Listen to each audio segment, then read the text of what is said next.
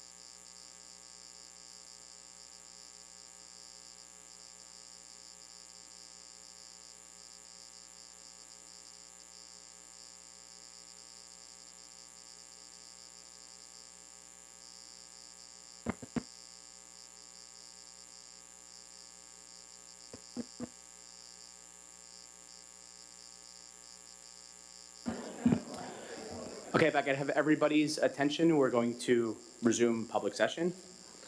I'd like to make a motion to reconvene in public session. Is there a second? Ms. Melkonian, all in favor? 7-0, we are reconvened in public session. Once again, I will call on the district clerk to please take a roll call. Adam Smith, Here. Julie Epstein, Here. Sandra Alvarez, Here. Deborah Brooks, Here. Rachel Gilliar, Here. Nanette Melkonian, Here. Jessica Milwani, Here. Kaylin Costello. Here. Here. Thank you. Good evening, and welcome to our first official Board of Education meeting of the 25-26 school year. It's only been about 2 weeks since school began, but our students and staff are already off to a strong start, full of energy, excitement, and of course, achievement. This past weekend showed that spirit in action. We honored new inductees into the Schreiber Athletics Hall of Fame, celebrated a Vikings football win, and watched every school proudly parade down Main Street with their floats. The energy in our schools is truly palpable, and I hope it will carry through the entire school year. This fall also brings some meaningful changes.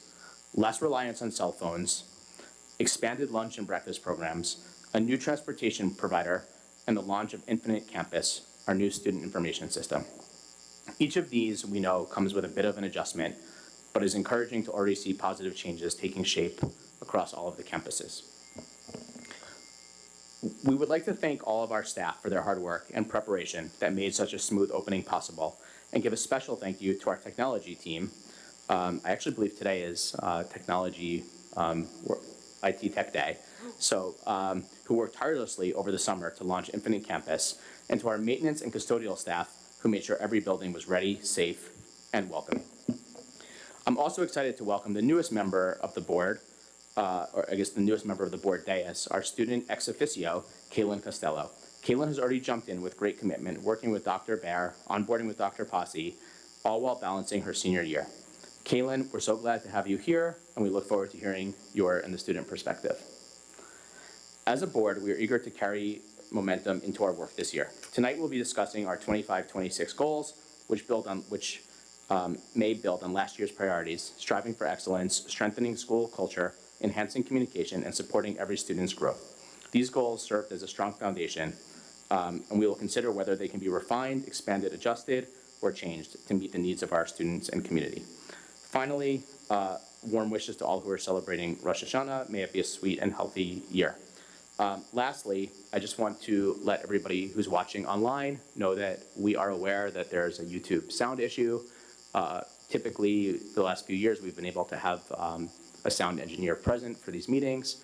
Unfortunately, he was unable to attend today for the first time in a long time, and of course, for the first time in a long time, we have a YouTube issue. So we apologize, but it is what it is.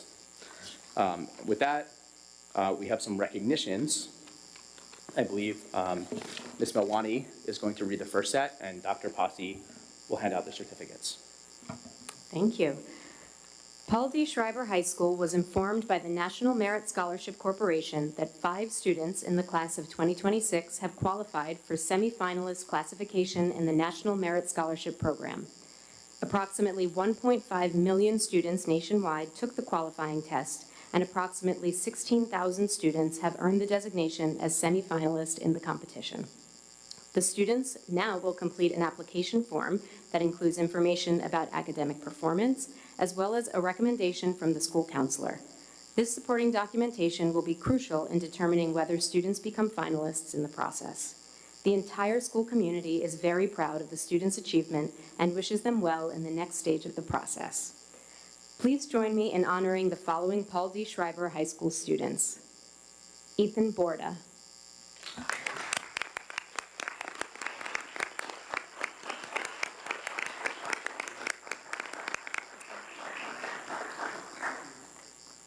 Kaylin Costello.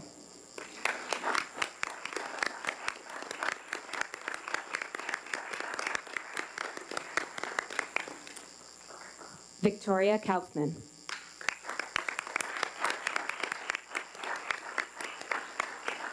Justin Lee.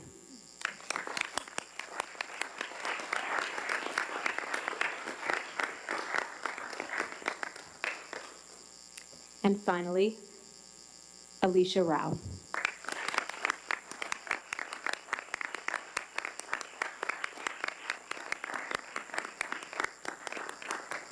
Thank you, Ms. Melwani. Congratulations to our National Merit Scholarship semifinalists. And Ms. Brooks, would you please read our NSBRA certificate recipients? With pleasure. The Schreiber High School Department of Music is thrilled to announce these 10 students were honored at the statewide level by the New York State School Music Association, otherwise known as NISMA, as either all-state performers or composers. This year's representation was particularly diverse, as we had students in all areas recognized by NISMA. These certificates of excellence are awarded to Vivian Learn for symphony orchestra and viola,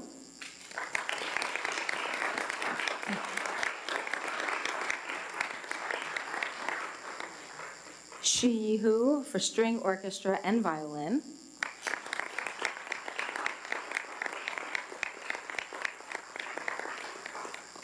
Antonio Capobianco, alternate violin,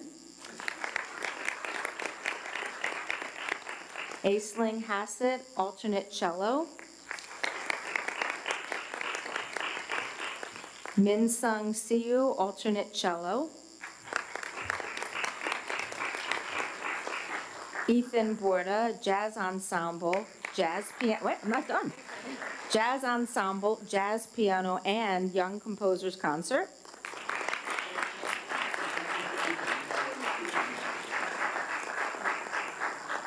Marshall Chung, alternate baritone saxophone.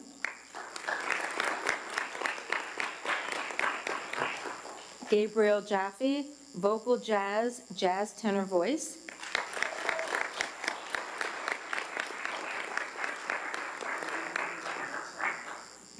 Isabella Ertel, alternate soprano 1.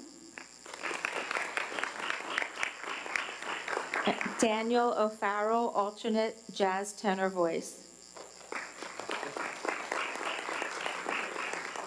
Congratulations and thank you to all the students who indulged me in helping me pronounce their names.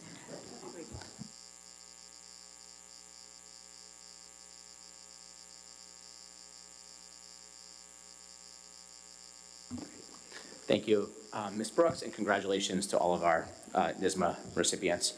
With that, we are going to move to our superintendent update. Dr. Posse, if you can give us your report. Sure. Thank you, Mr. Smith. I hope everyone has had a positive start to the school year and is settling in comfortably into routines. The opening of school is always an exciting time as our buildings once again come alive with the energy of our students.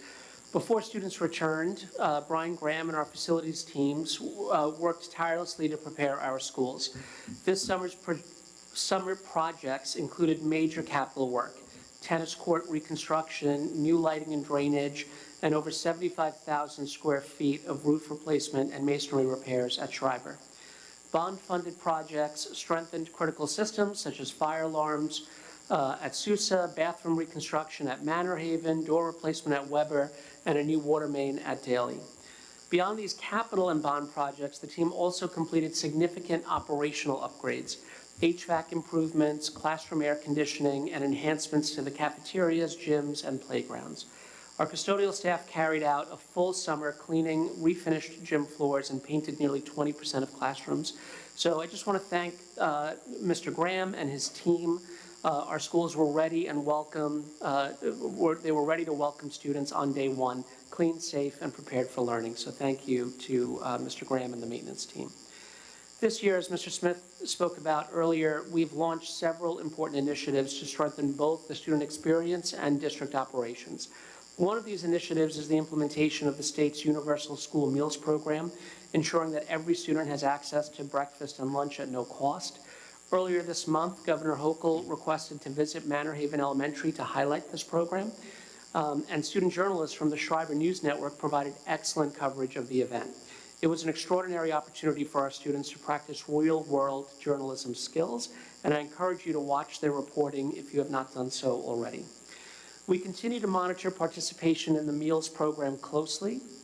Ms. Manuel reports a 30% increase in participation in the breakfast program from last year to this year. Principals are working with their teams to encourage greater breakfast participation by making it more visible and accessible each morning. In addition to the meals program, we also launched several other important initiatives this fall to strengthen district operations. These include the transition to a new transportation provider with an emphasis on improved service and communication. We did experience some issues on the first few days of school. However, most of those issues have now been resolved. At the secondary level, additional initiatives are now underway, including the implementation of the state's distraction-free schools policy, designed to promote a focus on learning and the requirement for all middle and high school students to wear identification cards while in the building. I'm pleased to report that both measures have been implemented smoothly with very few issues.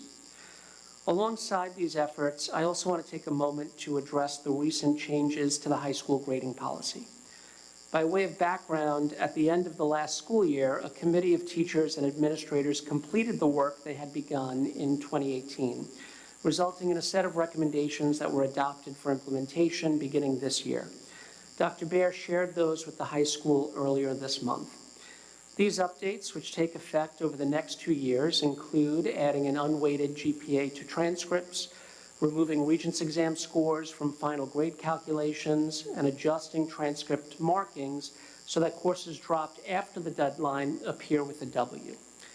Beginning next year, all quarters will count equally toward final grades, and GPA weighting for AP and honors courses will be adjusted. I do want to acknowledge that some of these changes have raised questions and concerns among some families. Please know that we're actively listening to the concerns raised and working through them carefully with our teachers and our leadership team. Our goal is always to ensure that grading practices are clear, fair, and supportive of student success. We recognize that with any change, there may be areas that need refinement. To help provide clarity, we're developing a frequently asked questions document to address common questions, and will continue to review feedback and keep the community and board informed. Later this month, I'll begin a series of listening tours across the district. These gatherings will provide opportunities for open dialogue centered on 3 key questions: what is working well, where can we improve, and what priorities should guide us in the years ahead. Information about these sessions was shared with the community yesterday, and to ensure every voice has the opportunity to be heard, we will also launch a thought exchange in early November. In addition, my office is working with principals to schedule time for me to meet directly with faculty and staff in each building. I also want to take a moment to thank Dr. Weinstein, Dr. Baer, Mr. Schrottweiser, and Ms. Monfort for their outstanding work in organizing this year's Pride in Port. Experiencing my first Pride in Port was truly memorable. The scale of the event was impressive, the level of community participation was remarkable, and it was a powerful celebration of what makes Port Washington special. So turning now to tonight's agenda, I'd like to invite Dr. Shields to present the enrollment report.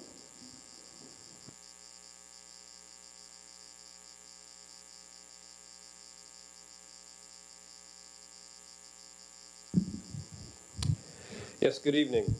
The enrollment report was calculated on September 10th. At that time, in kindergarten through 12th grade, we had 5,108 students.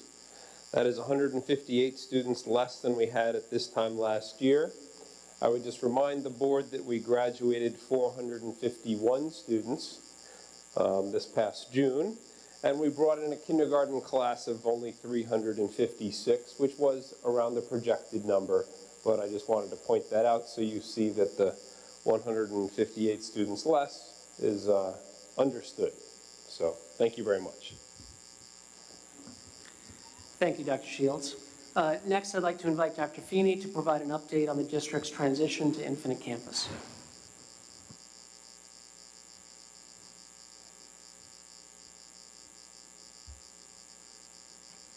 Good evening. By and large, our transition has gone very well.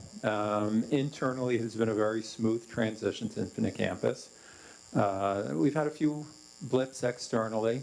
A lot of parents noticed that with the posting of the student-teacher assignments and the student schedules. Those were fixed. and they will not happen again. The other notable issue that we're almost finished with is the finalization of the transcripts for our students. We've had a few back and forths, making sure everything was correct. All the data transitioned from Synergy correctly into the transcripts. We will have those completed by the end of this week. Earlier today, our 3 through 8 parents should have received an email announcing the availability of the New York State 3 through 8 assessment scores, assessment reports, as well as the NYSESLAT test reports. Those are being stored in the backpack section, that's the name of it, on the parent portal. The advantage of keeping them in the backpack is they will be available throughout the students' time in our district. That's the update. Thank you, Dr. Feeney. Unfortunately, Ms. Manuel was unable to be here tonight, but on tonight's agenda is the recommendation for the approval of participation in PSE&G's EV Charging Make Ready program. I'd like to invite Mr. Graham to provide the board with a summary of the program.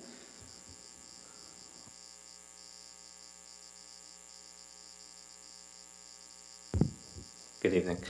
As the board may remember, twice before we've looked at the opportunity to bring EV chargers to Port Washington, originally at the direction of the Budget and Facilities Committee in 2023, and then again to see if we could fit it inside the energy performance contract. And in both scenarios, the numbers didn't work, and there was a significant budget outlay by the district to bring that project in. We're happy tonight to recommend a new program which would come with zero cost to the district. We're recommending that the district partner with LED Consulting, and they would bring in Linkwell EV charging stations, up to 48 charging stations, and that's 6 stations at each location, 7 schools plus the administration building. So it's 3 pedestals with up to 2 charging ports on each. The project's fully funded through PSE&G's Make Ready incentive program. LED Consulting brings extensive experience. They've done many commercial properties, many municipalities, and up to 14 school districts on Long Island, including many of our neighbors, Belmore, Jericho, Wantagh, Franklin Square, and Levittown, all have operational programs. It includes a 5-year subscription for Linkwell's software platform and the revenue share system, including the cellular. It is not on the district's network. There's no connection to the district, and payments can be processed via a mobile app or a QR code. They do not use a credit card machine, as they've found that leads to significant service issues. The financial details include, every charge includes a $1.15 connection fee, plus 15% of the district determined rate. So the district has the ability to set the rate, and you can set multiple rates or parameters for employees versus public, et cetera, or different timed rates. All ownership remains with the district. The district owns the units outright, and there's no ongoing cost to the district, as all of the costs are covered by that revenue share. Are we open to questions? Yeah. Ms. Brooks, and then Ms. Alvarez. Thank you. I had some questions in the tracker. I don't know if they got to you, Mr. Graham. So this would be something, I understand because I listened to the Budget and Facilities meeting yesterday. The person who wants to use the charging station has some type of app on their phone that connects their payment or their account to the charging station. So in other words, there's no payment by the district for the usage by the public or the employees. That is correct. Okay. And so anybody in the public can come onto the property and access the charging station? That's a district decision. We have the opportunity to make it available after school hours. We have the opportunity to make it available during school hours for school employees only. Weekends it can be made public. Those are district level decisions that we have the ability to make. Okay, I understand there's no upfront charge.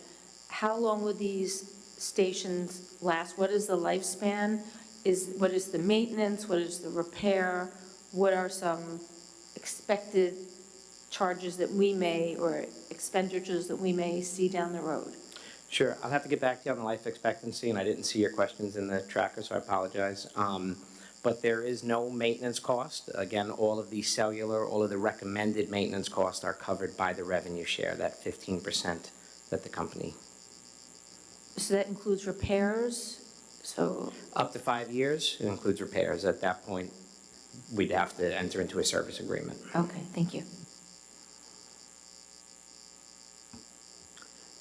So, I was at budget, I did hear some of this, but it was brought up about the repair, which is a little different than I'm hearing right now. So for the first 5 years, they cover all repairs? The first 5 years, you're covered under that revenue share, and after 5 years, it would depend on, the revenue share gets renegotiated, but the coverage is still under the revenue share. Including any damages to the machine? Because I thought that was asked. The only other expense would be that some districts have gone out and got specific insurance for it, because you do own it as a district. So if it's damaged or vandalized, then the district would be responsible. So some of the districts that we mentioned went through their insurance company and got specific coverage for it. Okay, so if it is damaged, it is on us. Repairs would be like just based on warranty, but if by chance someone ran into it with their car, it would be on us, potentially. Well, again, that's a different scenario, but, so my only question then would be, do we have an obligation to continue them? So is this agreement, if it's a 5-year service, is it a 5-year agreement that we are obligated that they are functional running for those 5 years?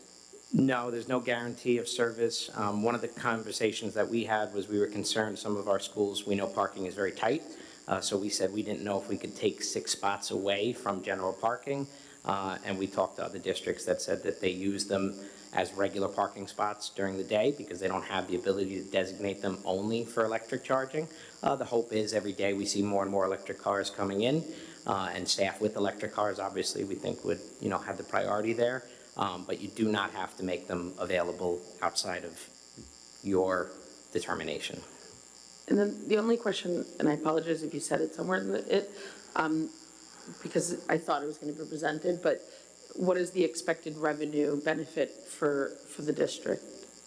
Like, I know you said the cost share, but what are we benefiting potential, but is there any projections? 30% of what? So Well, I think it depends also on what the policy is that's implemented. what has other districts potentially shown that they have gained? Do we know any figures? I don't have that information, no. And again, I think Depends if districts it's have open to the wildly public or different not. policies. Some of them Yep. make them publicly available, some of them only make them available on weekends. So depending on that would impact you. But you definitely provide the benefit of letting the staff charge during their workday, and there's no cost to the district, and you can set different rates for employees or public, et cetera. Go ahead. I would be curious to know any sort of numbers or figures from any other district that you mentioned, just moving forward. And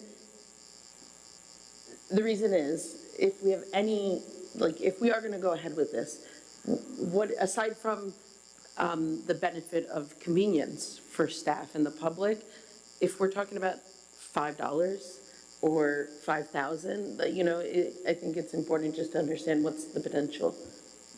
I thought that was going to be presented today as well. I mean, I think it's worthwhile to get that information, but in the short term, Brian, is it fair to say that there's a timeline on when this grant is available, and for now, the push is just to get the free money, get them installed, and then Yeah, we can there's decide after the fact. work how to be it- done, Yeah. where the locations and all that, but the company doesn't want to invest that work until we're committed to, because it is a finite pot. And that was the hope, was to discuss it at Budget and Facilities, and then with your recommendation, be able to ensure that we're able to partake in the program. Right. So for now, the idea is secure the money, and then we'll do all that engineering and answer all Secure our those place in line, secure, Yeah. the money, and then absolutely we can have further discussion. Okay. Go ahead. You mentioned that the first 5 years of our subscription to Linkwell's software platform and payment system were included in this initial implementation. At the end of those 5 years, what is the cost of, I guess, resubscribing with Linkwell, or are there other providers that we might be able to consider at that time? Sort of what are the ongoing costs of the soft costs of this? Again, there is a renegotiation. My understanding is there's a renegotiation of that revenue share. We It's could the go to revenue a share. non-proprietary equipment, but I don't know anybody in the industry that does that because you would have to change all the software and all the hardware. We do own it, so we can decommission it. We can change it if we see fit. But my understanding is when that 5-year period runs up, you just reevaluate your revenue share as the equipment is aged or if it needs to be replaced. That'll be part of that negotiation. Thank you. Okay. Thank you, Mr. Graham. Thank you.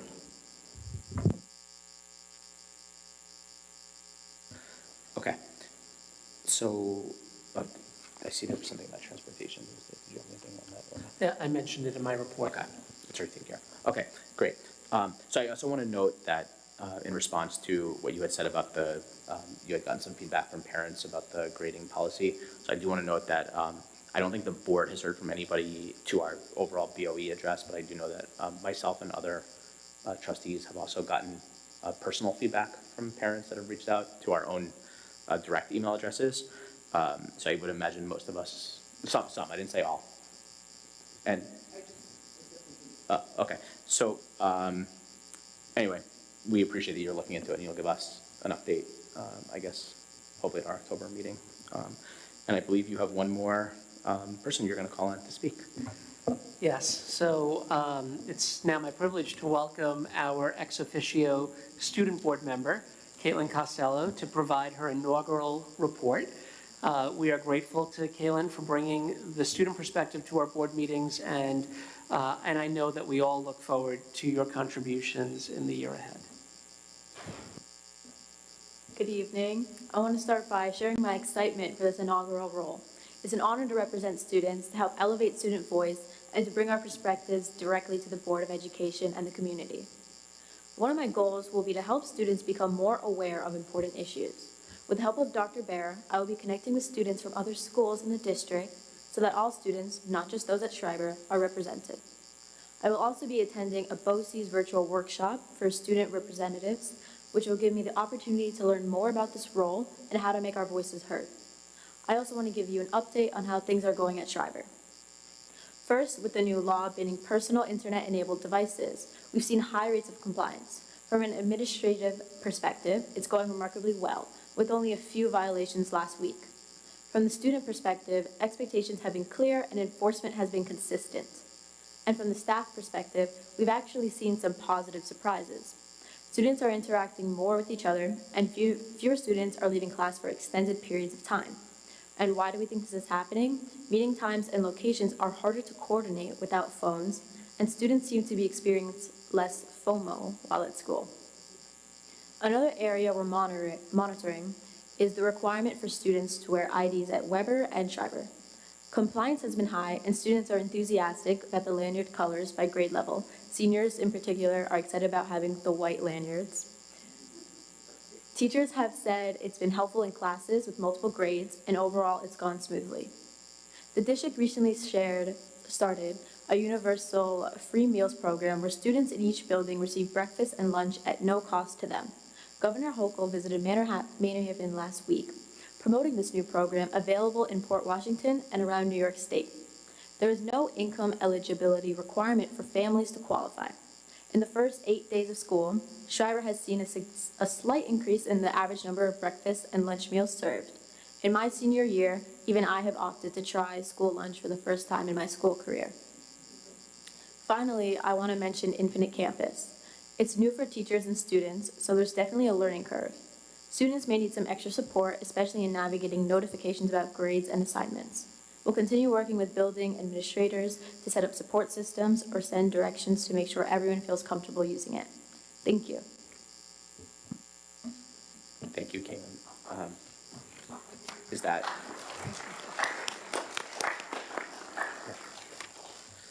Dr. Posse, is that the end of your report? Yes, that's it. Okay, thank you. At this time, we are going to open up for community comments. I did not see anybody signed in, but I do want to give anybody who's here the opportunity to step to the microphone. Going once, going twice. Okay, so if there's no further, if there's nobody else to speak, we're going to close community comments. Before we start our discussion item, I do want to offer the opportunity for anybody who is here to receive a certificate to gracefully leave if you have homework or other things to do, though you are certainly welcome to stay. But this is the opportunity that we always do that.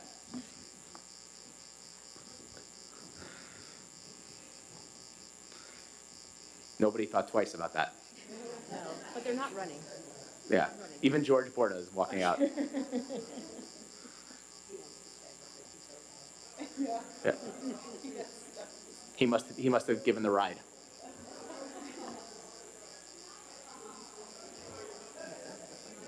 Okay, we'll just wait until those doors are shut.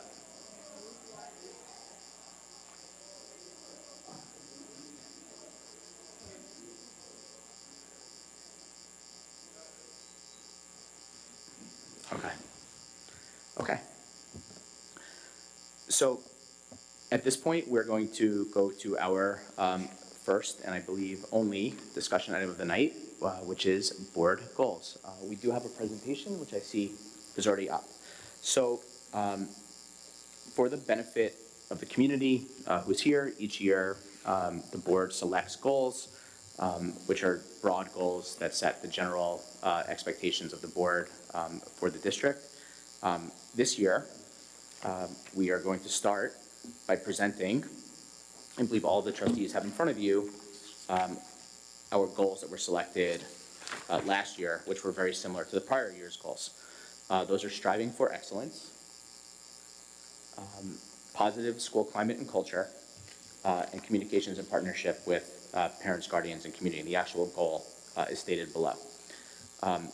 As the board had previously stated that we had hoped to keep these general goals somewhat consistent from year to year, of course with the option for the board to change it, which is what we're going to discuss now.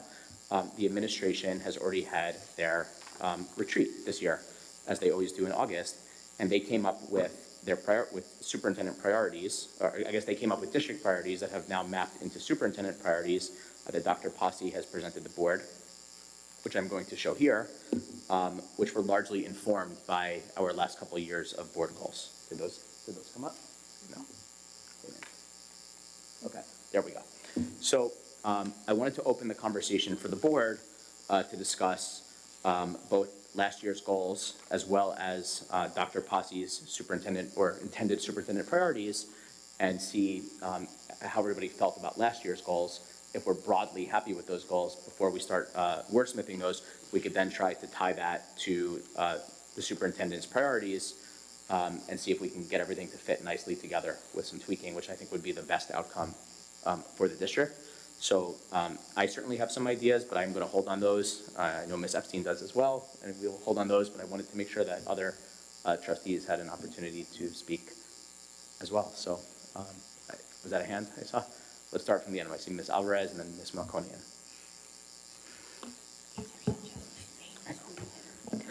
Thank you.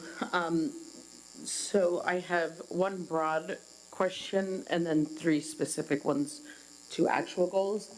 I'll go three specific. So communication and partnership. So part of my question on that one is that the way that our board goals are set up, we're not very specific. They're very broad in nature.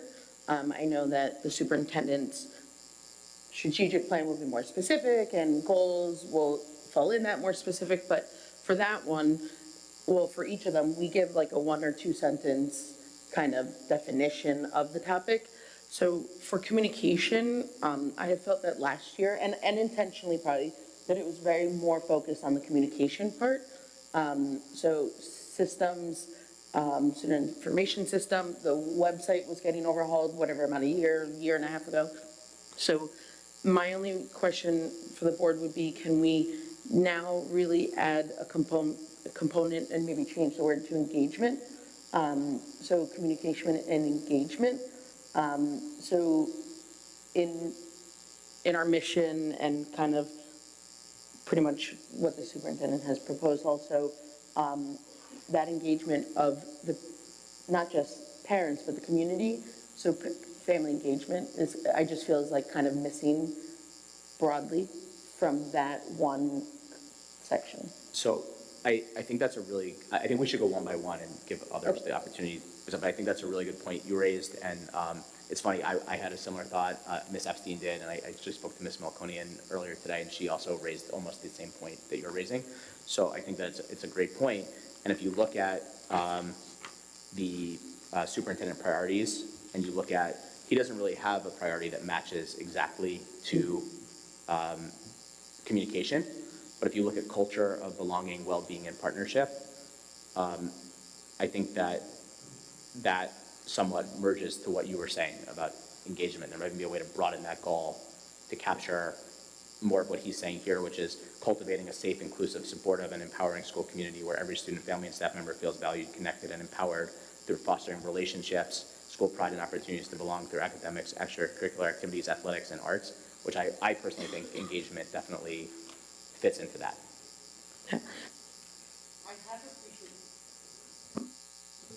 I have appreciated that, the one that we have already, positive school climate and culture, as its own goal, because it's very specific to the culture within the district and within the buildings and amongst staff and students.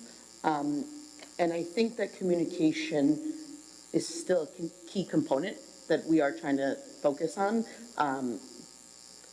Transparency,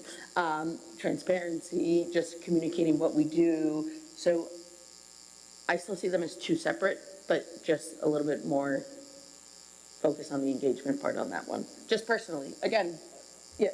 But I think, I do see what you're saying with the superintendent priorities, that is a little bit more detailed with the engagement is kind of there as well. But for us, I wonder, when this was created, there was a need for a new website, right? There was a need for a new I'm assuming, student information. Yep. Well, yes, Ms. Epstein. And also there was, communication, transportation issues. Yes. There's so many Yep. things, even the onboarding plans, which I think still are not quite where some of us would like to see them. So I think you're right. Communication, we can't take our eye off of that prize, Yeah. so to speak. I know other people should speak too. I don't want to monopolize. I know you're going to Ms. Malconian next, but can we just address, or we have any discussion? Is that what we're doing? Okay, so I just want to also frame for us, right? This is our high-level conversation for those board goals, and then aligning the superintendent priorities with them, and then at another date, those more specific items and that we're looking for, right? Measurable outcomes that we would put with it. And the only thing I just want to ask is, when you're asking a question, because this is something we've really never discussed, and it's true, when we started this communication and partnership, it was just as we were hiring Shannon on, and we as a district, we as a board, wanted to support the initiatives that she was finding and identifying moving forward, which then led us to this. The issue with, and I think communication and engagement, however you want to phrase it, is important. But then again, we have to also make sure that if we're framing it as a board goal, what is it that the board is doing for communication, engagement, and partnership? So for example, when we were supporting Shannon and we were allotting funds, we were paying for the website, whatever, because remember, all of these goals and priorities eventually will tell the story of how we're going to allocate funds budgetarily for the 25-26 school year, and potentially further if there are projects that go longer. So again, to your point, Ms. Alvarez, though, if we as a board want to delve a little deeper and add initiatives of our own under communication and engagement, I just ask that we make that clear as a board. So, for example, I know there are other school districts and other boards of education who do put together a community and education packet, and they say, these are what we're going to do. We're going to put minutes up on the website after every board meeting. We're going to have a listening tour with the board. We're going to have small group meetings, blah, blah, blah, right? That's a bigger conversation for the board and the action of the board. So I just want to make sure that when we're looking at this, we're very clear what the board's role is and what we want to align also with the superintendent role. And so again, it might be that we have to separate communication out too, right? Maybe we want a board objective for communication and engagement, and we want a district objective that aligns with that as well. But just to clarify, Ms. Epstein, our practice historically has been that our board goals informed the general workings of the district and the district goals and the admin goals. So I think that my understanding is that that's that's what you're kind of suggesting and is still in wordsmithing this, right? Not necessarily that the communication mean we're going on a listening tour, but just that we want to continue supporting the district in improving and focusing on good communication. I think she's also, I do agree that that's what she's saying. I just was adding that other caveat. We have new board members. We're having this discussion. I just want to make sure. Yeah. Totally. Yeah.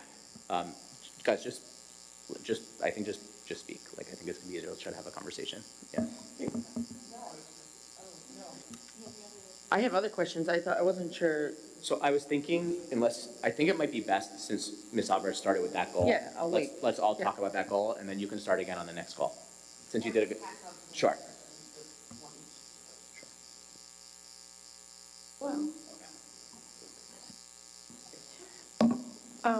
Forgive me if I'm not following what I'm supposed to be talking about, but this is just where my brain is right now. Oh, we're sticking with communication. I don't like that. What does everyone want to do? I don't have a strong feeling. Finish each goal. Yeah. The reason I'm going to have trouble with that piece is because as I was looking at Dr. Posse's priorities, I see them as aligning kind of closely already with, number one, striving for excellence for us.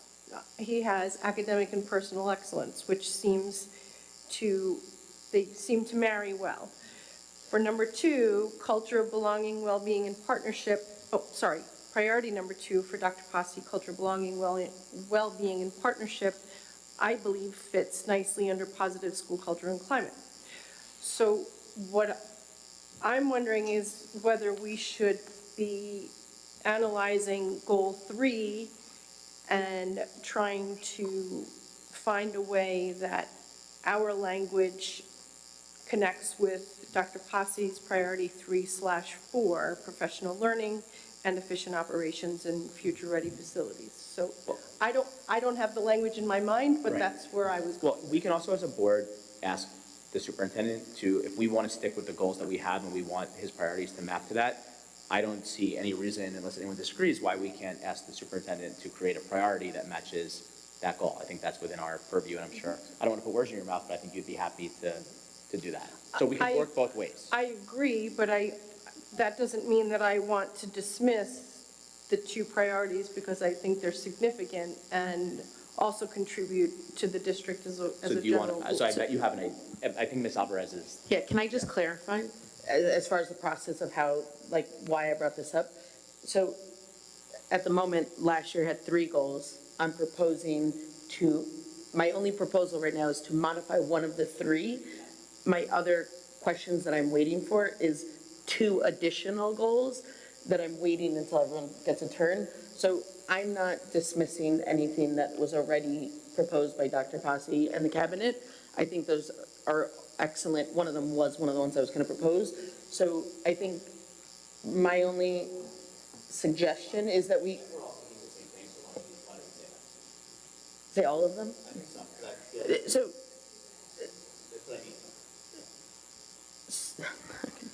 yes, Ms. Malconian, some of his goals matched up with our old goals. I want to, which you have 4, right? So if we're looking specifically at the 4 already proposed by Dr. Posse, the 3 that we already have, so one of the new ones that I would recommend, without even seeing the ones that you were going to list, was going to be the efficient operations and facilities. We never had anything in the last 2 years that was budget and facilities focused, so that was always going to be one of the ones I wanted to bring up today. Now the wording of it, I'm going to leave it up to you guys, because you guys like wording. Oh, you already had it on the slide. So that was going to be one that I brought up. The communication clarification piece was going to be another one. So either just keep communication and family engagement I'm requesting that from the trustees. The reason I bring up family engagement, I don't feel that it aligns with anything so far listed, either in Dr. Posse's superintendent priorities or in our prior goals at the moment. And when I say family engagement, I ask should we as a board for this year prioritize in asking that the district continue what they are doing as far as family engagement with the listening tours? The cabinet has done it, the PPS department has done it, but what is the next level of that? How do we enhance that? Grading policy, yes, that had feedback from parents via email to your office, to individual trustees. They did say that curriculum as well. So what are other ways that we can continue to engage our families and all families? And how are we doing that? So that's really where I was bringing up family engagement as a subcategory to the existing communication. And then if you want my other one, board operations. Board operations, I've seen other districts have it as a goal. I think we are at a great place. We have committees, whatnot, and it's just something to discuss. I don't know if that means that's a placeholder until more board development to kind of discuss some of the item. Well, I bring it up now. It just, this could be an ongoing discussion as well for next year, but board operations was just another one I was going to bring up.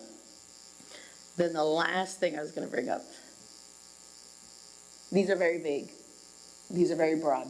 There are other districts that give very specified, tangible board goals for the year.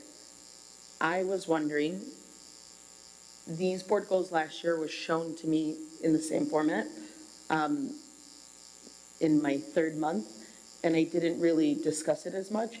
I was wondering, what is the thought process of why just list a topic and not anything measurable on our end or anything that we as a board would like to see happen?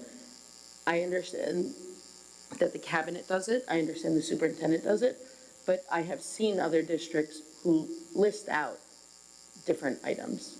So I'm wondering I have no preference. I'm just wondering. Yeah, I'll give you the history from my perspective to answer that question, because we actually, I think about 4 or 5 years ago, we had like 11 goals. They were very specific. We tried to do combined goals with the superintendent that year.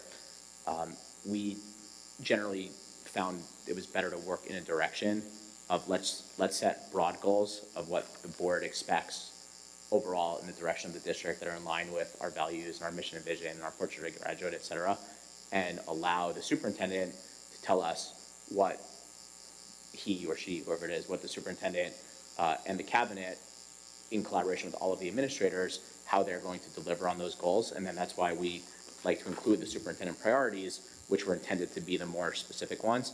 And I think that these superintendent priorities that we have, which there's 4 of them and they have a paragraph, Dr. Posse would provide, and I think you saw that already in the packet, significantly more details, and that's what then would be tied to the superintendent's evaluation at the end of the year. So, and we would be able to have the opportunity to have say in what those bullet points are later in the process. That was the philosophy on why we did it this way, because we felt that way everything that was happening on the ground all the way up was all aligned and dovetailed together, and we could review it comprehensively with the superintendent, who's the sole employee that reports to the board at the end of the year, because the board really aren't the ones who are running the operations of the district. So it felt like that, and because there's just so much going on, we're not gonna have a board goal for, pick a science program, even though that might fall under something that we want, which is striving for excellence. The curriculum department with PGCD might be searching for a new curriculum program. That was the philosophy, doesn't mean it can't change. And also to specify, these are public web pages that I've looked at for board goals. Yeah. They could have been just the superintendent's priorities, but they presented it in a format that looked like board goals. So I'm fine with that. The one thing that I don't think that I really saw to fruition last year was the collaboration or the feedback for, maybe briefly, of the every single bullet. Yeah, so I think you will recall that last year around this time, we had some different things going on, and I hope that this year you'll find it to be a very different process. The year before, we were a little more. Right, the year before was a little bit smoother, and we had multiple meetings on it. last year, we had some very abrupt staffing changes around this time, around the goal time. Yeah. So I didn't hear anything from this side of the table. Oh, Rachel, yeah. Sorry, because my back is this way because they're talking, so I'm not. So just on the issue of how to do it, I would echo and agree with what you just said. I think this is the moment where we kind of question ourselves and who we are and what our role is every single year. And we've made the decision to handle it on basically every way I think that it can possibly be handled. The only thing I would say is, as a board, we can certainly discuss if we want it to be more detailed, if we want more of them. We're not stuck with 3. We could have 2, we could have 11 again. But we were trying to distill it to like the highest level. For me, philosophically, what I think as I look at them is everything that I think is the most important stuff that has to be focused on this year, does it fall into the buckets that we've created? And I think that's a question we should be asking ourselves moving forward and make sure that that's the case. So if our superintendent is giving us priority areas that we think are important and we don't think fall under here, we may want to wordsmith or change one of these. I also was looking at goal number 3 and thinking about this communication. We decided to stick with the same goals last year because we thought the work was ongoing. But I think at some point, if you're sticking with the same thing, you're kind of admitting that you've made no headway. But I think we have made a lot of headway, right?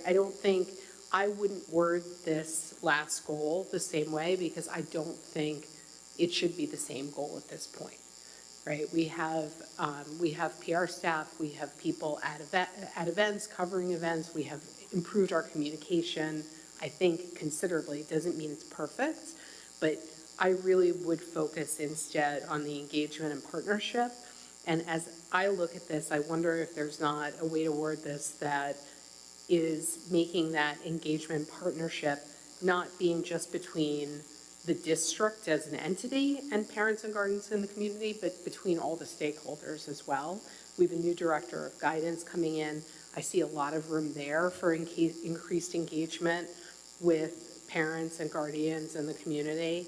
And I think there are a lot of areas like that, right? I would focus, I think, instead on the partnership, and if we're making sure that parents and guardians have all the information to support the students in any way they need and support the school in any way they need, I think there's something better that we could be getting at in this goal if we want to stick with this one. So I'm in agreement with Ms. Alvarez on that needs a little bit more. I'll leave it there for now. So I want to just kind of recap where we are, and then we'll move to the side table. So Sandra, you're conceptually okay with this, the first 2, I just want to say, because she spoke already, the first 2 goals, the third goal, I'm hearing we like the concept, we want to keep communication, but we need to either widen it to include engagement or possibly add another engagement goal, which I think we'll hear what everyone wants to do. And then lastly, I saw a lot of nodding at the concept of adding a facilities goal. So I'm just trying to keep the conversation structured.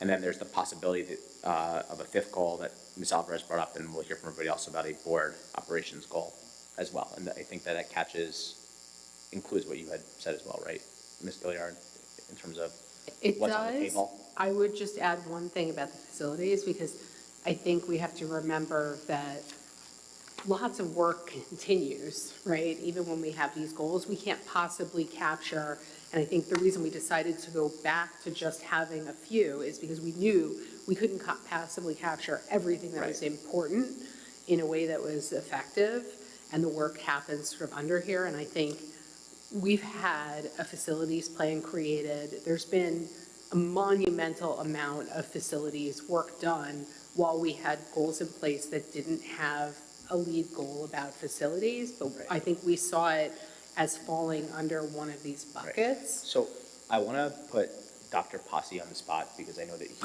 because they clearly made an entire main heading of their superintendent priorities. I think we should hear why the administrators felt that was important to roll up to its own superintendent priority. And I'm sure you're prepared for this question, but I'm putting you on the spot because we didn't discuss it. No, sure. So the guiding idea behind the framework, which are the 4 priorities that you see, was really threefold. One, it's to honor, of course, the rich traditions and success of the district while building on that strong foundation. The second is to provide clarity of focus and a blueprint for our ongoing strategic work. So as Ms. Epstein had said before, if facilities enhancements are something that we view as a priority, then what I would provide to the board is specific goals related to the facilities enhancements. And you would see that prioritized in the budget process. So just as, as an example, we've had lots of conversations about air conditioning. If air conditioning all of our instructional spaces is something that is something that the board feels is a priority, then of course there would be budget dollars allocated toward that. So what this does is it provides us with a blueprint for our strategic ongoing work. It also reflects the spirit of reflection, continuous improvement, and of course, innovation. Where are we focusing our efforts? So we put, in our priorities, we put efficient operations and future-ready facilities because we recognize that our budgets are very tight. We have to manage our resources responsibly while maintaining and improving our facilities so that they continue to be safe, modern, and adaptable. So that was the reason that we articulated that as a goal, as a priority, because the administrative team felt that together the 4 priorities that you see would provide us with a framework for to focus our energy, align our work, and move the district forward. So thank you for asking that question, Adam, because your answer actually has my wheels turning, and I'm wondering if our a possible 3rd priority or 4th or whatever number should actually just be build a strong foundation. Because that's a theme that I think carries through in many places, right? We're talking about like physical foundation at the facilities, but a lot of the work that we're talking about doing this year that our administration wants to focus on is about building the right foundation for what we want to do in terms of education. And I think professional development for our faculty and staff falls under that. I think partnership and engagement with the community and parents also could fall under that, because these are the things, it's a foundation, right? These are the things that you need laid down to do what you want to do to serve the kids with the best education. Just want to clarify, you're saying that as a 4th goal, or that would replace goal 3? I personally would replace goal 3 with it. And as a reminder, because I know that's going to be controversial, but I think just because if we only have 3 goals, right, just because we pull something out of the headline wording doesn't mean that we don't think it's important, right? I would be in favor of losing the word communication completely, even if we leave that goal. It doesn't mean I don't think communication is important. It means that I don't think that that's where our focus needs to be as much, because we have done that piece of it, and now we need to work on really using the communication, engaging parents, building the partnership through the channels. So just because we lose a word doesn't mean we're saying that's not important anymore. Okay, so then to recap, and I'm turning this way because I want to make sure this side of the table gets heard. So in addition to what I had summarized a moment ago, there's now another proposal of a goal of build a strong foundation, and that could potentially be a 4th goal or replace the 3rd goal in title. So I want thoughts on either of those options and any of the previous. Okay. Personally, I think that the facilities work can go under positive school climate and culture, because the way I think of school climate and culture is not just the social, emotional, fuzzy feeling of the school climate and culture, but also when you walk into a building, the physical plant, to me, is a climate in and of itself and also has culture. So I don't know that we need a 4th goal that says facilities. I mean, it would be different if we were saying if having budget issues with facilities, that would be different, but this seems to be improving facilities and maintaining and enhancing facilities, creating environments that inspire learning. That, to me, all fits in with culture and climate, so just a thought to put out there. I don't have an issue with removing communication from a board goal, but engagement to me also says, how is the board engaging? Because I remember being primed for this. And I don't know that board engagement beyond what we tried town halls and really nobody came, and we've tried the newsletters and we do get emails. We've tried. We look at this room, right? We've tried. So I don't know what we can do, we or should be doing as individuals, board members, or as a unified board to further engage the community. I do agree the district needs to have improved engagement. There's always room for that. I don't know how, there's room for that. Right, there's always room for that. And so it doesn't mean that we don't currently have it, and it doesn't mean also having these same goals doesn't mean that we didn't meet those goals. It means that these are continuing goals that, just like having a sustainable budget, right? It's disappeared off the list. It was on the list a few years ago, and we all kind of said, duh, like that always has to be a priority, at least in Port Washington, to have a sound, rational, sustainable budget, right? So even though it's not on the list, we still know intuitively this is what we're responsible to do, and we want as our goal. So I have no problem with communication dropping off the list. I just wonder what engagement as a board looks like as opposed to the district engaging or staff engaging, so forth. I think that's what it means. I think that's what it means. And if that's what it When we means, say that's engagement, okay. It's what we're asking them. Then to that's focus on. okay, because Right. then what I would say as the fleshed out part of board goal would be to continue, because it's not a brand new thing, continue to strengthen and improve communication, and we can say among parents/guardians, staff, or stakeholders and community, or among all the stakeholders, and just make it very simple that way, as opposed to with. It can be among, make everybody part of the engagement process. So those are my comments about that. Build a strong foundation. I see that more as an umbrella theme as opposed to a specific goal. That's how it lands on my ear, so that's what I'll say about that. Board operations, we used to have a board manual, the procedure, we still do, it's a little old. Mostly it was followed, but it always helps to know with whom you should speak and how you email and internal operations. If we follow it, that's great. And I think that's the board development that we just scheduled. Yeah. To review all that. So I think I covered everybody else's. I do not have any independent things to add, because when I looked at the goals, I was very happy with the continuing. I see the evolution in the 6+ years I've been on the board. I see the evolution. I see how far we've come, and I see the need to continue to build upon that, which is why I wouldn't change anything. Yeah. Ms. Malloy.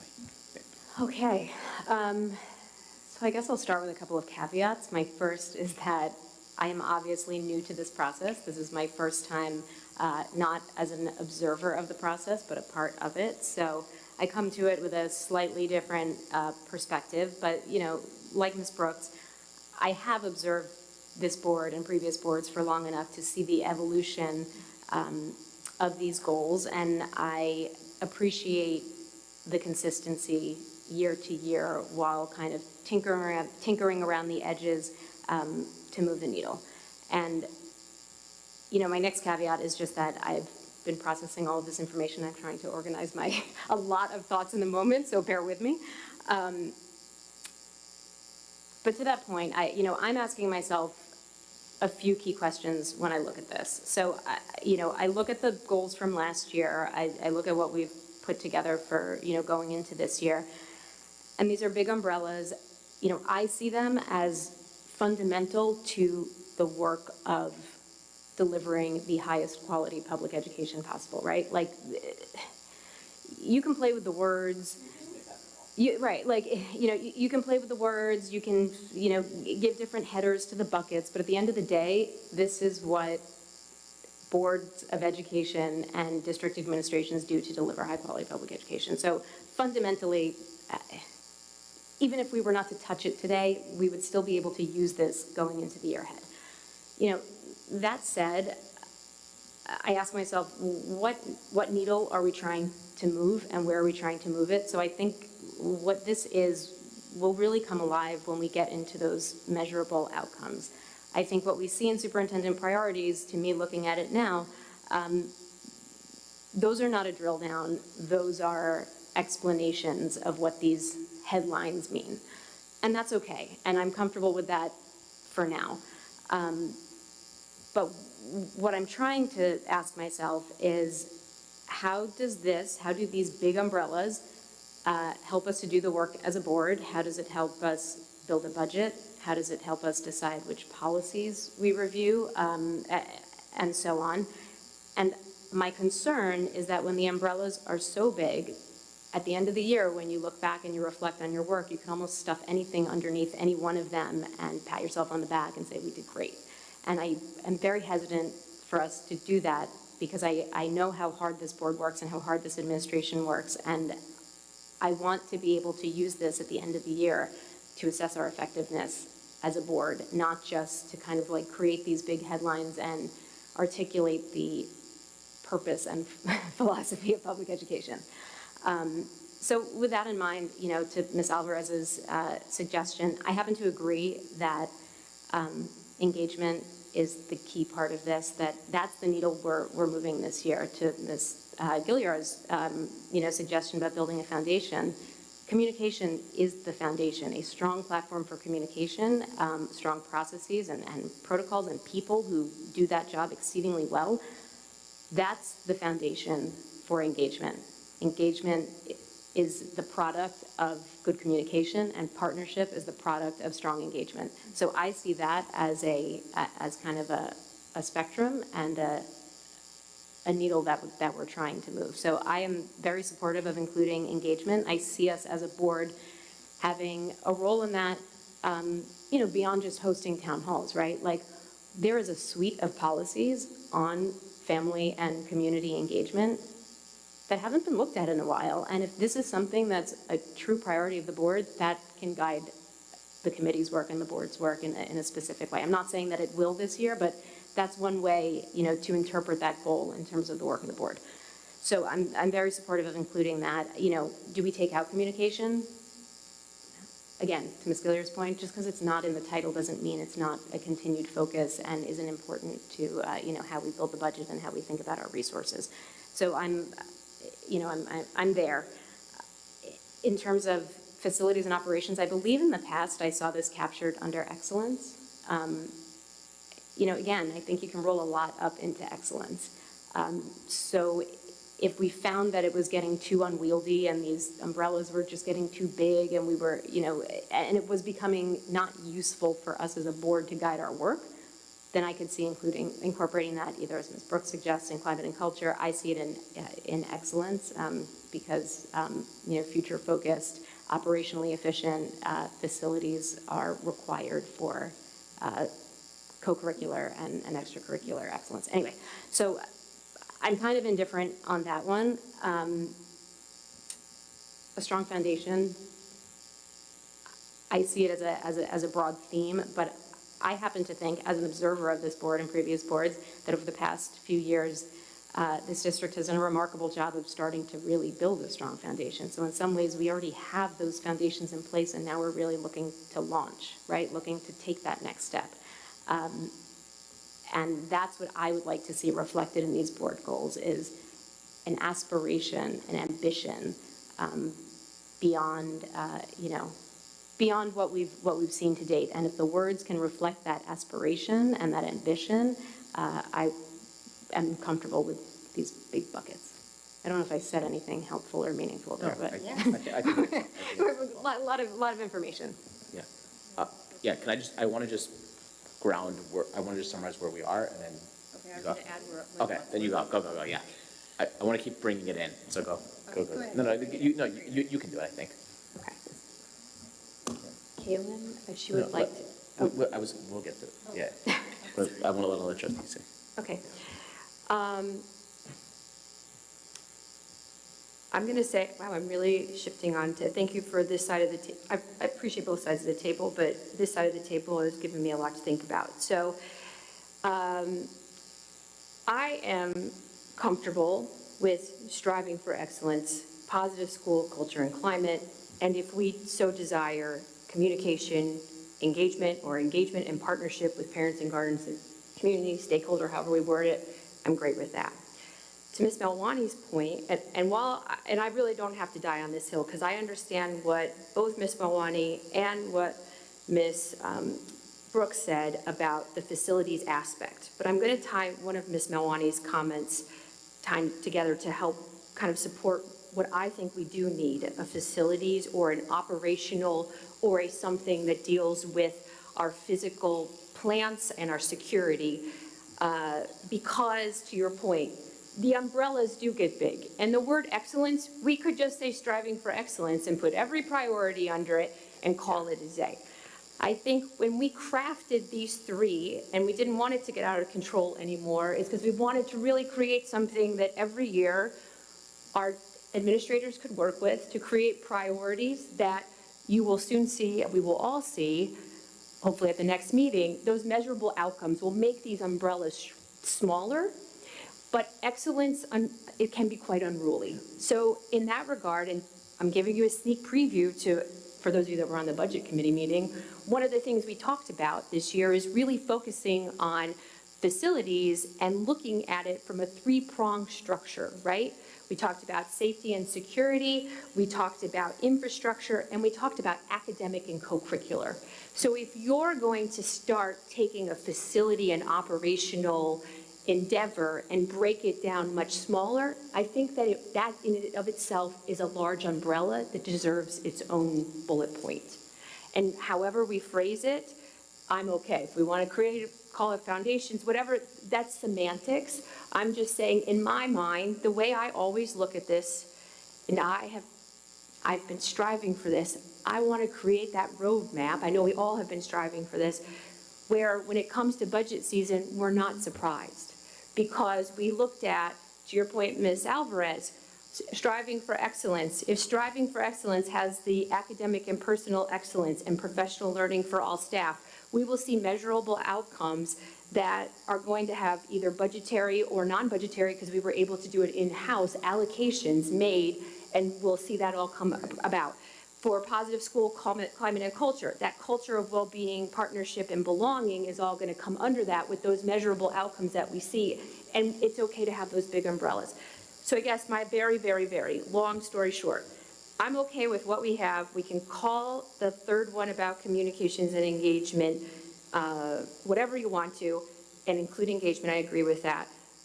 I do think we need a facilities, and I do think it doesn't hurt us to put board operations. We schedule board development, we do or we don't do it. I think to say that this year we'd like to make it a priority, as Ms. Brooks brought up, we do have a handbook. We haven't brought it out in years. Maybe we need to take a look at ourselves. And this is the actual one goal where the board is evaluating itself, right? Looking upon ourselves and how we can make ourselves better. I'm just saying. Yeah. I can see the benefit of it. Again, it doesn't mean that we don't put it on here, we're not doing it. It just, I can see if we feel we want to keep ourselves beholden to it. It gives us a tracker for ourselves. I just comment on that one piece, though. I just whispered in your ear, we have this handbook. Do you have it? She doesn't. She So maybe. She was given it. I thought you were. I'm going to re-forward you the email. The last one we did. Jeff, you have it. Everyone, I survived, as I told Ms. Malconian, I survived a year. It Yeah. is okay. But to that point, you brought it up as a goal, and maybe you would not see it as a goal if you had received that. So I want to clarify why I brought it up as a goal. So for me, I'll preface with, I'm very excited to be on this year's board with this group of trustees, with how we are set up in this district for this year. I think we're all very forward-looking right now, and we are excited for what's to come. With that said, with any of these goals, like all districts, we're not reinventing the wheel. All districts have an academic one. All of them have an operation one, by the way. We were just one of few that did not. Just last year, we did other years. So there you go. Yeah. All of them have an SEL component, which would be the culture and the feeling that you have of positive culture here. And then many have a communication component and engagement. And then many have a board operations. So for me, the reason I brought up board operations is I would like to challenge us as a board. This year, this has been a very efficient board prior to this year. And my question is, what is next? I personally was trying to find the mission vision statement on our own website, just so I can reference it, and I couldn't. It's in the policy. I couldn't find it on a quick search, just so you know. It's not on the Board of Education's page, you know, that's fine. But the reason I bring it up is Ms. Wani actually brought it up. So we have these goals that the superintendent will find the how to reach them. One of the family engagement, there's many policies that we have not brought up as a board to review for family engagement. So I'm asking us to revisit how we operate as a board and how we operate anything that we do so far. How do we do our committees? How are we doing this?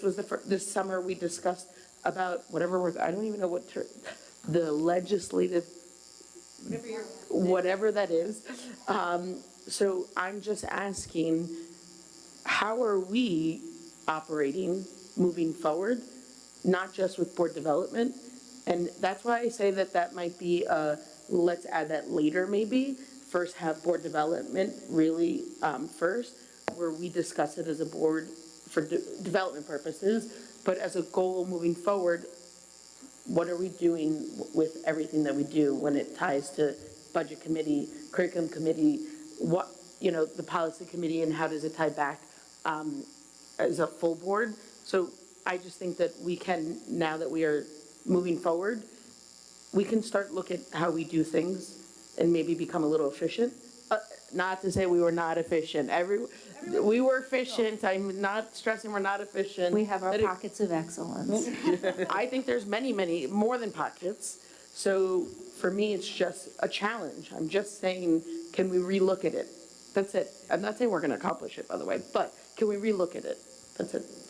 Okay, so I think I'll kind of give where I am, since I think everybody else did. So I'm okay, and we'll come. So I'm okay with striving for excellence and keeping it.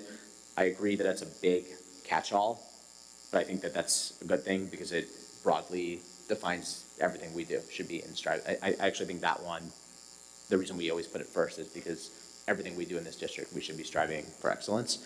Positive climate and school culture, keep that. Communications, I personally think we should keep the communication word. I think that we've done a lot, but we still need to keep our eye on the ball with that one, and I want to keep that.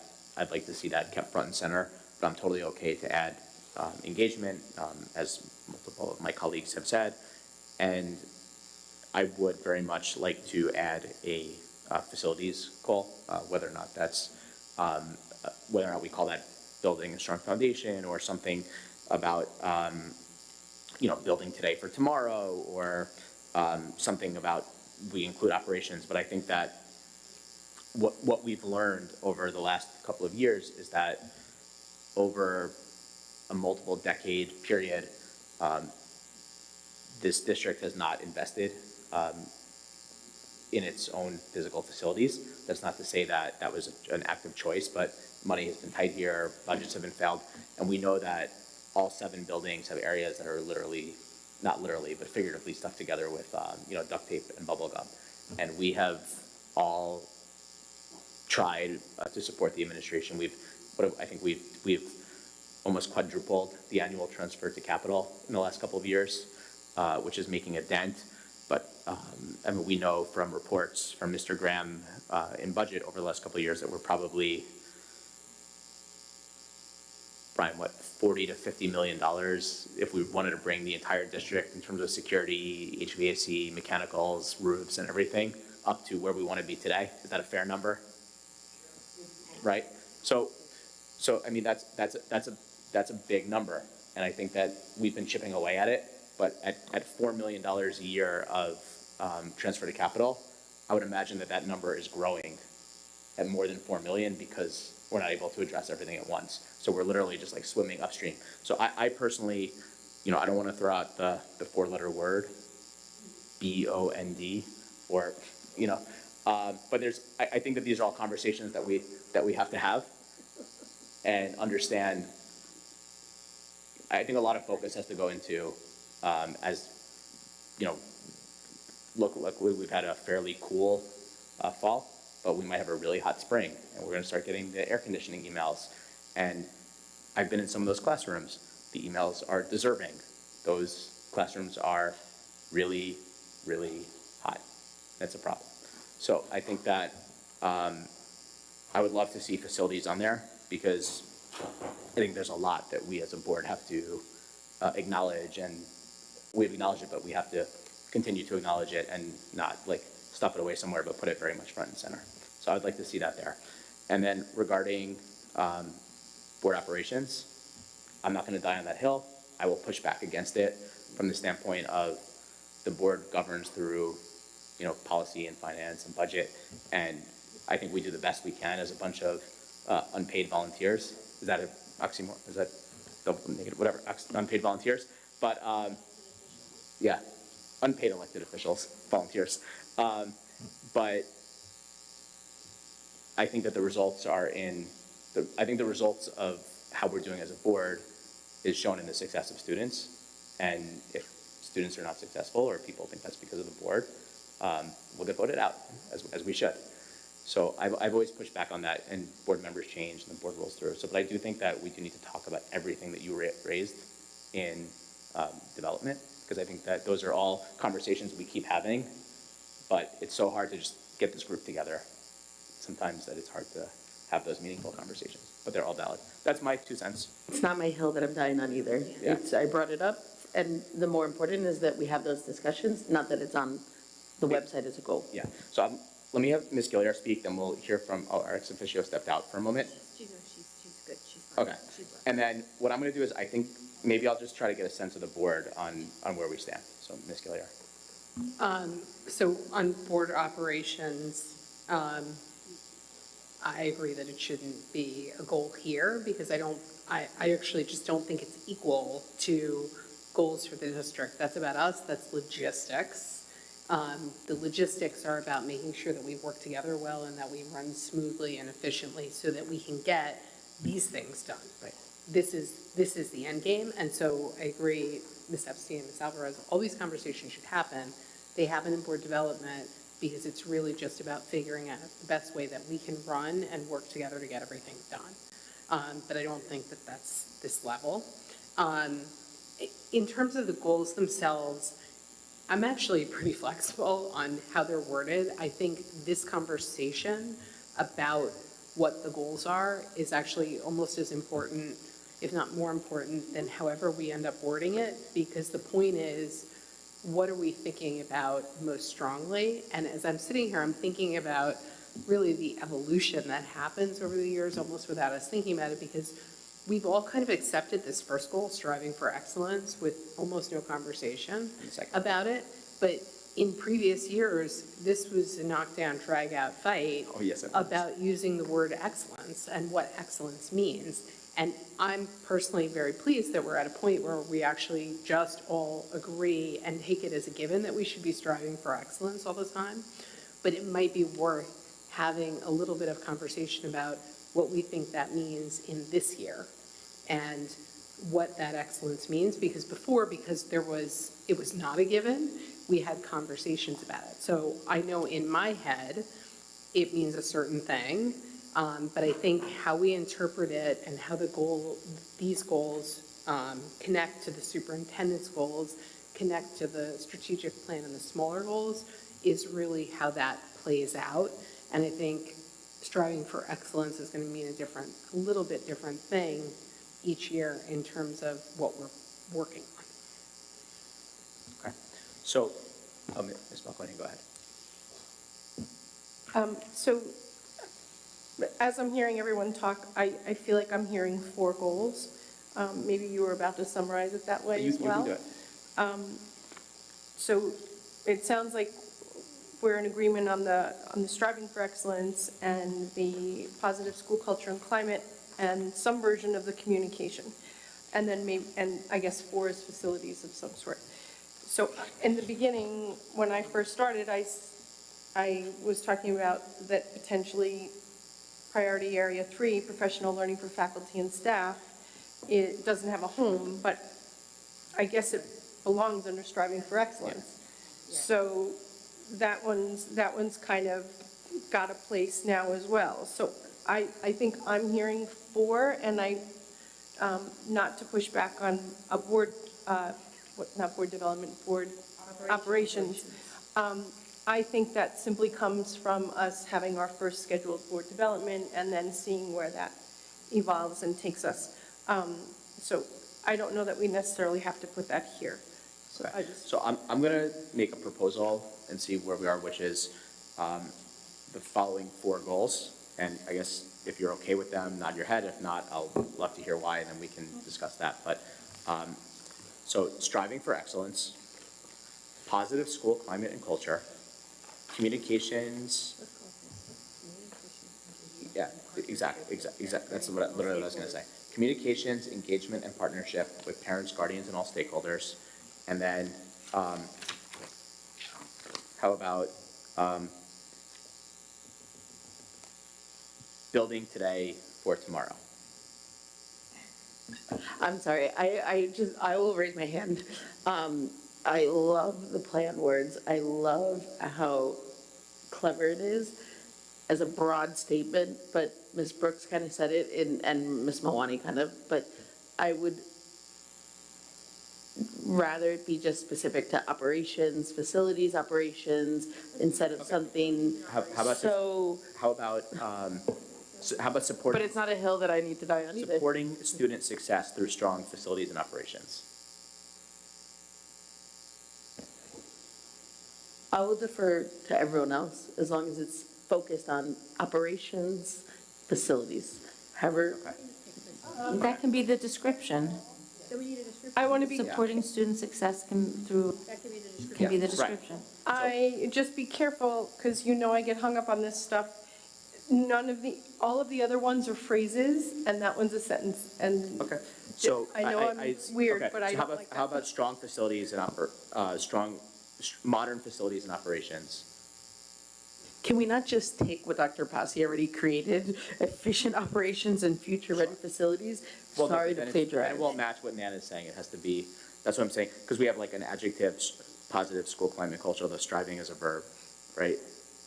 Support. Communication is, yeah. So how about, they're all different, actually, if you think about it that way. So, so how about just say strong facilities and operations? Everyone okay with that? Strong facilities and operations? And then we can put the sentence, and then we can put this, and then we can put under it supporting student success. Then we can put under it supporting student success through strong operations and facilities, something along those lines? Yeah, okay, everyone good with that? We can noodle it and look at the draft. Yeah, of course, that's, okay. But I don't think we necessarily need to bring it back to a full meeting, right? It'll be approximately what we just said, and then we'll post it on the website. But we can go to the next step of measurable outcomes. Yeah. So we're approving, So that gives you what you need to do to start. And we're happy with Dr. Passy's priorities and fitting them underneath our goals, correct? I would simply say, I think we need a stakeholder engagement priority, something that we know. Right, because I think Dr. Fossey, you can maybe tweak yours just a bit with stakeholder engagement and communication, which don't quite map into what we have, but Well, isn't there partnership that empower families, staff, parents, and the community work together as trusted partners, sharing responsibility for student success through open communication, mutual respect, and meaningful opportunities for collaboration? I'm looking at this 25, Yeah, so 26 she's reading the superintendent third priorities. one. I'm reading one of his The priorities third one. under 2. Yeah, Okay, so we're good? yeah, I think so. Okay, good. It's just communication isn't anywhere in yours. For number 3, though, do we know what we're doing here? Oh, I think he read it already. You want him to read it again? Sorry, I just wanted to clarify one thing, because under Goal 2, Positive School Culture and Climate, and Goal 3, the superintendent priority is the same in the presentation that I'm looking at. Am I looking at the wrong thing?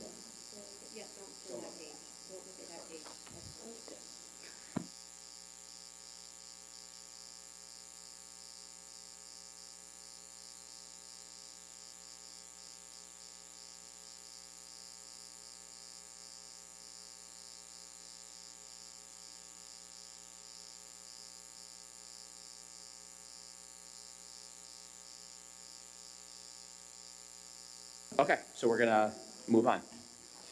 Okay, thank you, everybody. So at this time, I'd like to make a motion to approve items 10.1 and 10.2, which are the September 9th, 2025 Board of Education meeting minutes and the September 15th, 2025 Budget and Facilities meeting minutes. Do we have a second? Ms. Brooks, all in favor? 7-0, the minutes are approved. Okay. Since our last meeting, we've had both the Curriculum Committee and the Budget and Facilities Committee having met. Policy is scheduled to meet on Friday, the 19th at 10 a.m. in the CAM Annex. Does Curriculum or Budget and Facilities have anything to report? Starting with Curriculum. Yeah. Okay, on Friday, we had yet a long, beyond the hour and a half again, meeting. Lots of wonderful discussions around the goals of the year in the curriculum department. It was well attended, as it often is. It's on the website. Please avail yourselves of the ability to see all of it. Have a cup of coffee. It's going to be a while. And our next meeting, there were goals in there as well, so it was very exciting. Our next meeting is Friday, October 3rd. We will be discussing elementary and Weber 3 through 8 and iReady data. Thank you. Ms. Epstein. Thank you.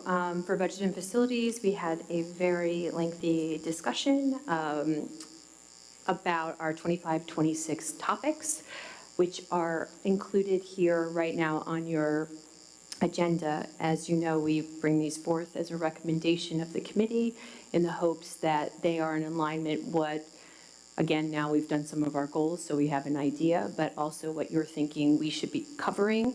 If there are any topics that you feel we should be covering that are not covered here, please let us know so we can consider them as a board and add them if needed. Please note on this that once we get to February, March, and even April, we're discussing budget most of the time, and we left ourselves some flexibility in the schedule. We also left ourselves flexibility in the schedule, knowing that if things change with federal funding, that we may have to have some of those discussions. Again, if other things change, we have some flexibility, and of course, we'll keep the board abreast of all of this. I highlighted the I highlighted the facilities aspect of it all. I will also highlight that we're going to look at grants from the grant writer and other grants, federal grants, and cafeteria funds. And we really had a lengthy discussion about not just understanding what we receive, but then doing that deeper dive about those allocations, both from last year and then what we've designated as allocations for this year. And I think that's going to bring a very fruitful conversation when we start looking at our budget and seeing how under our goals we're allocating those funds. And those were some of the big highlights. If anyone else on the committee would like to add something more, I'm not going to give any other information, just their recommendation at this time. I just have a question. I appreciate you laying all this out. If big capital I, big capital If, that four-letter word bond, is going to be discussed. Is there any, do you, and it may not be fair to ask you, it may be up to Ms. Manuel or Mr. Graham, but do you have any sense where those discussions might fall in here? So I happen to know that when you talk in October, we'll talk about the general fund, the reserve, and the debt overview. But any discussion about a bond means that we have to really look into our debt that we're still holding, and it really isn't falling off till 2030. Doesn't mean that we shouldn't look at a bond, because as we all know, it's a planning process, and it has many steps involved. So my feeling is any hint or anything with that would come up at that time period. Just so the public knows as well, because, okay, thank you. But I want to make it clear, It's a big if. we will not have a bond this year.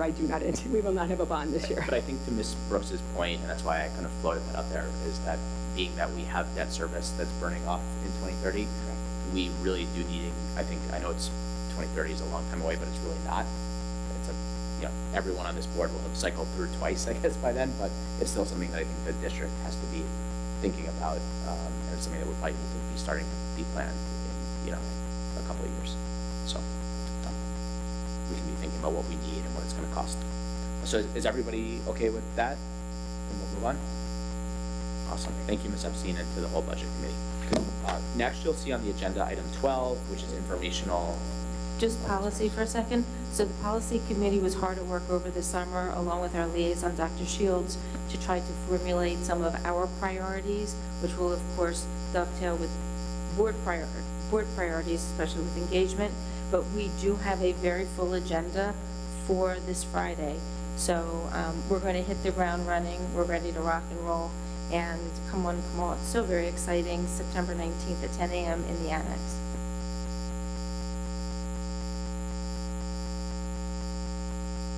Okay. So I'm going to move on to item 12. This is informational only. So I just want to note for all the trustees and those present and on YouTube that we do have our list of staff eligible for tenure, as we always post in September. And these individuals will be eligible over the course of the year based on their higher pay. With that, we're going to move on to our consent agenda. I was not told that anybody had anything to pull. I do see two hands raised. I'm going to rock that vote. I'm sorry. Okay. I know I am not, I don't feel a strong conviction for the EV charging stations right now. I'm not sure which one it is. So let's just pull it and we'll vote it separately. And are you, That was the one I was going to ask to be pulled as well. We'll just vote on that one separately then. So give me 1 second to find it. I should have thought of it. 15-3. Okay. So the first one is going to be 14.1 through 15.2, and then it'll be 15.4. Hold on, 15.4 through. I just need to see it myself. Hold on. Okay. So we're going to do two motions. The first one is going to be for items 14.1 through 15.2 and items 15.4 through 20.1. Do I have a second? Ms. Epstein. All in favor? 7-0. So items 14.1 through 15.2 and 15.4 through 20.1 are approved. I'd like to make a motion for item 15.3. Do I have a second? Do I have a second? Ms. Epstein. Okay. Yeah, all in, this is the EVs, yeah. Yes or no? Yeah, it was pulled, so we're voting for it separately. So I have a second, all in favor of item 15.3. So it's, are you going to do this? Yeah, okay. So it's 5. All opposed? All abstaining? Okay, so you got that, Ms. Brooks, and Ms. Alvarez abstained. Okay, so that motion passes. There will be adequate opportunity to continue talking about this one. It's just getting, I also have questions about it and how it'll be rolled out, but I think it's important that when there's free money out there for something, we should get our opportunity to take it, and we can work the details out as we go. Facilities will be discussing it also again in transportation and EV chargers and electrification of buses in January. So. Okay. So we'd like to extend a special thank you to the following donors: East Hills Subaru for supplies at Schreiber, and the Schreiber HSA for their donation in support of Wellness Day.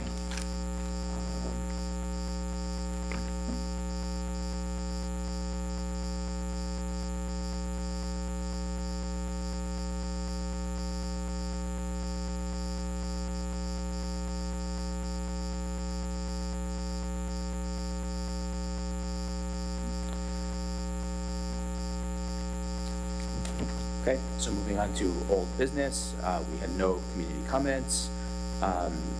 Does anybody have new business that they want to raise? I'm sorry? Does anybody have old business they want to raise?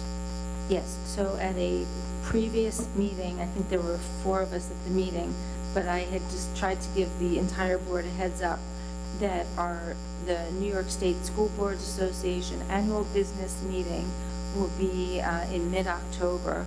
We have one meeting between now and then in which we can decide to send, in soft quotes, because it's virtual, send a delegate, appoint a delegate, and I just think whoever that person should be should have ample time.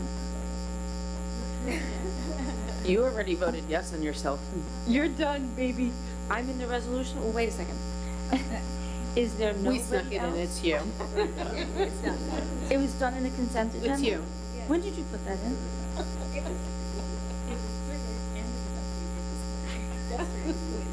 It wasn't in the update of the update. It's very lovely of you to be vote so for myself. sure of making sure other people could serve if they wanted to, but we all decided it was going to be you already. You know, I read this thing yesterday, cover to cover, and it wasn't there. Well, I told Is you- there I told nobody you- else who wants to do this? I told you in the text I was going to add it in the agenda. Thank you for the honor. I will represent us well. And by the we way, thank you, Ms. Brooks. By the way, we did submit a resolution, and the resolution has been forwarded by the New York State School Boards Association Resolutions Board to be voted on, and they like it, and they are putting it forward, so. Ms. Alvarez. I think Ms. Brooks was in shock, so she didn't mention this part, and last year you mentioned it now. For any questions that we might have to bring to the next Board of Ed meeting, because then it's your meeting after that, Thank you. correct? Yes. So the whole board should have received, if you've lost it, I can send you a copy of the resolutions booklet. If you have any questions about any of the resolutions that have been put forth by the NISBA board, the resolutions board, and you have a strong feeling as to how this board should vote one way or the other, please bring them to me either at the next meeting or behind the scene, I mean, not behind the scenes, but it's fine to Email is say fine. so. Email is fine, yes. We don't have to discuss all 20-some-odd resolutions here. Great. Any additional new business? I just want to note that Ms. Brooks was in shock because that's the first time that she's missed so much as a comma in an agenda, but I really appreciate that it was this moment. Yeah, right. I was going to say the exact same thing. Yeah. Okay. Does anyone have any new business? Okay. We're going to open up to community comments. Second opportunity. Nobody signed up, but come on down. Just if you don't mind stating your name for the record.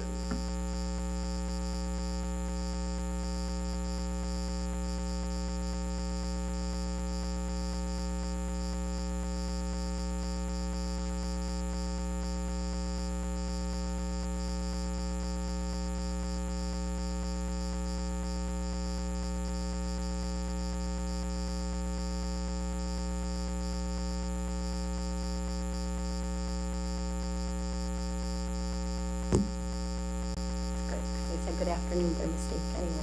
Good evening, Lauren Toll, Sousa parent. Tonight I'm not up here really to ask any questions or make comments about the meeting, but rather to express my sincere thanks. It is evident that an immense amount of time was invested to deliver the reasonable, consistent, and thoughtful elementary class size framework that was set in place for the 25-26 school year.